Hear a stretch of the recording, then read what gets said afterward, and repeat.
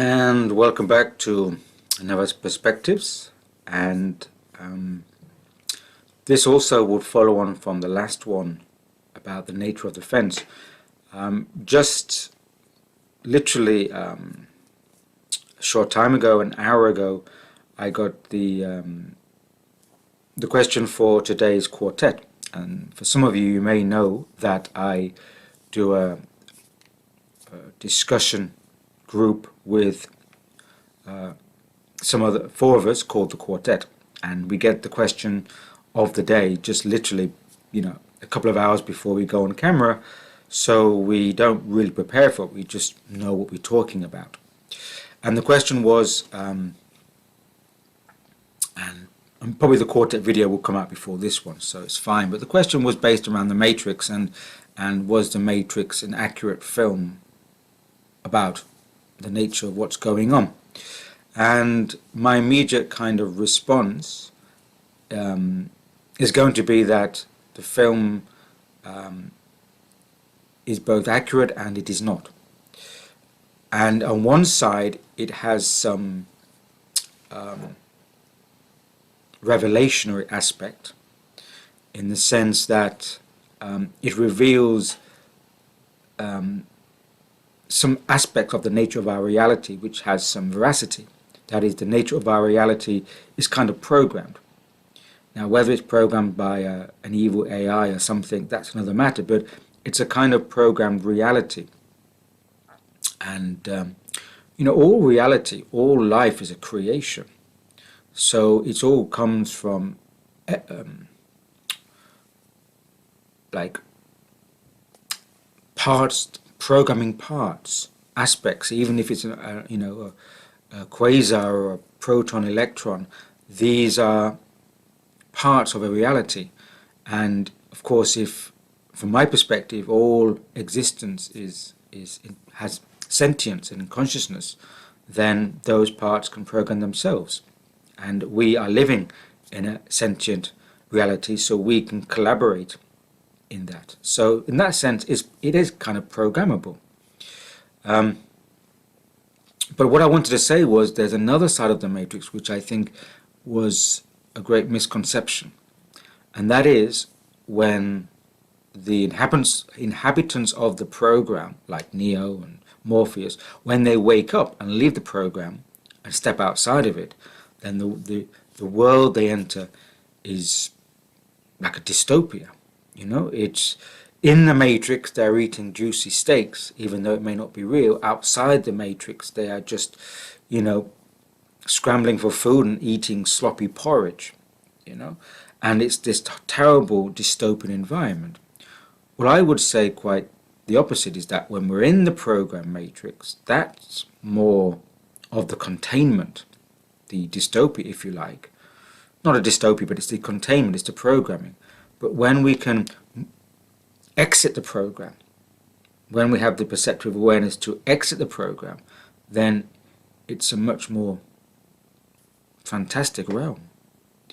It's a realm of great life and sentience and intelligence and creativity.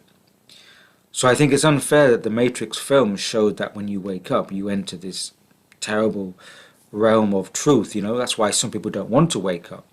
That's why some people would rather betray their friends, like in the Matrix film, because he wants the juicy steak, he doesn't want to wake up.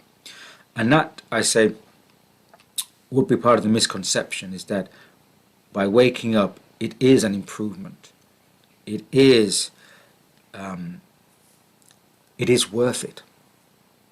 There is more out there that can be wonderful. And so that kind of ties into the nature of the fence idea, is that the thing is, if we can only perceive and create things from our current state, they're going to reflect our current state. So, the Matrix is created by minds receiving ideas in this reality. If they were coming from an expanded reality or from outside of our reality, then I'm sure that the story would be much different. The story would probably reflect that. But it doesn't. It reflects the kind of preoccupations, the worries, and the programming of be careful about waking up, that's in this reality. And so without, let's say, doing the inner work, without working to expand your cognition, then all we will probably do is just succeed in creating a copy, a replica that reflects our own state. So any so-called new world that comes from today's thinking could be based on our state of cognition today, and it's not good enough. It'll just be a replica rather than an expansion. You know, we can only receive and create according to the state we're in. So if we wish to create and receive and more beyond the current state of our programming, we need to be in a state to receive expanded information and awareness. And whatever we do now also feeds back into the field of consciousness. So if there's enough people in this reality who can just kind of have a slightly expanded consciousness, then whatever that consciousness is received by us, then we also transmit it, and it goes back into the field, the consciousness field, and it could then become part of the new awareness, the new template in the consciousness.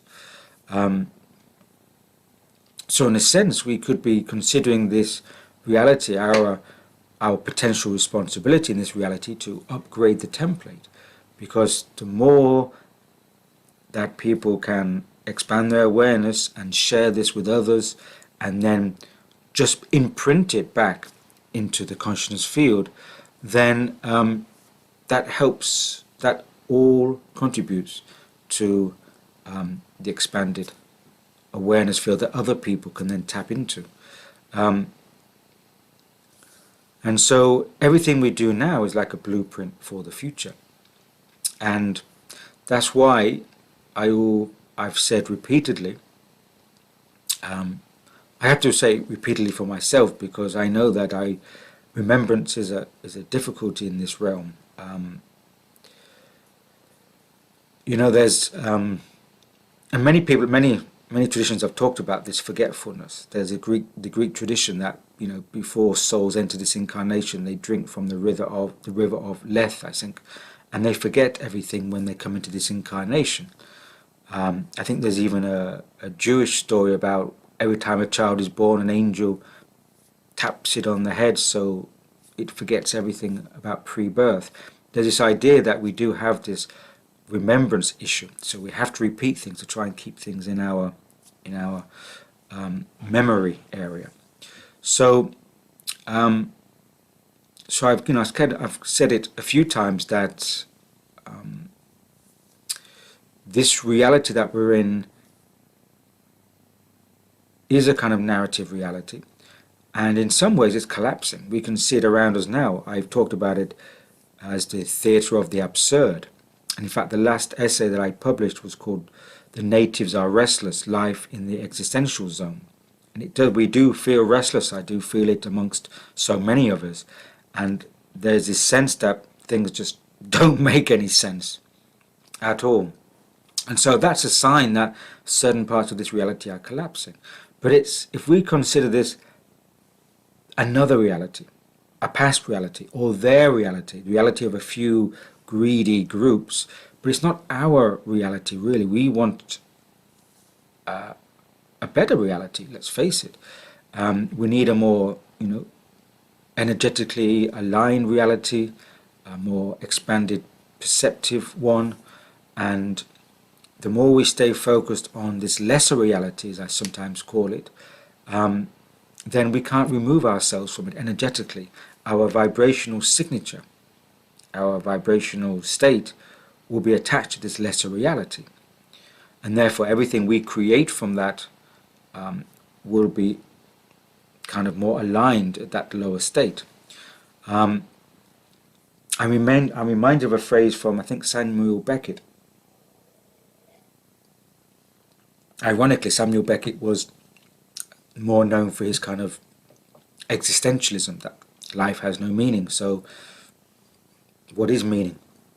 And he said that because life is a projection of the individual's consciousness, then that agreement, that pact, must be continually renewed.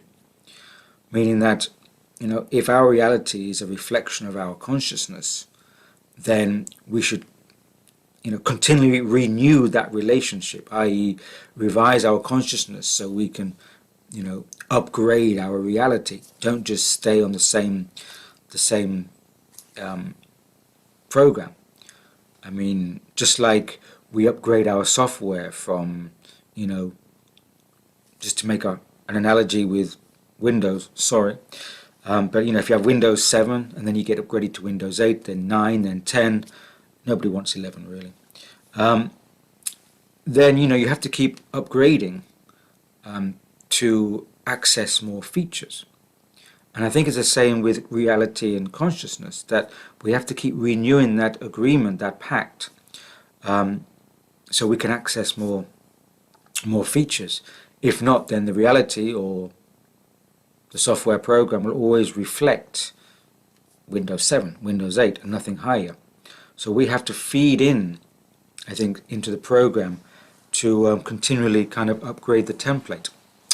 And I think, again, that probably ties back to the previous video about the nature of defense, is that if we are just completely focused our attention onto the events within our containment reality, then we're not going to be able to feed in anything else to upgrade it, because we just stay on that alignment.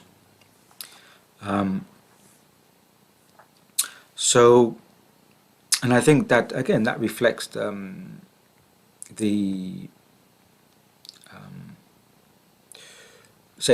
Matrix film also, is that if we're not inspired to want to, that there's a higher order of perceptive reality by waking up, then we may be more compelled to say, well, I'd rather stay here and have the steak.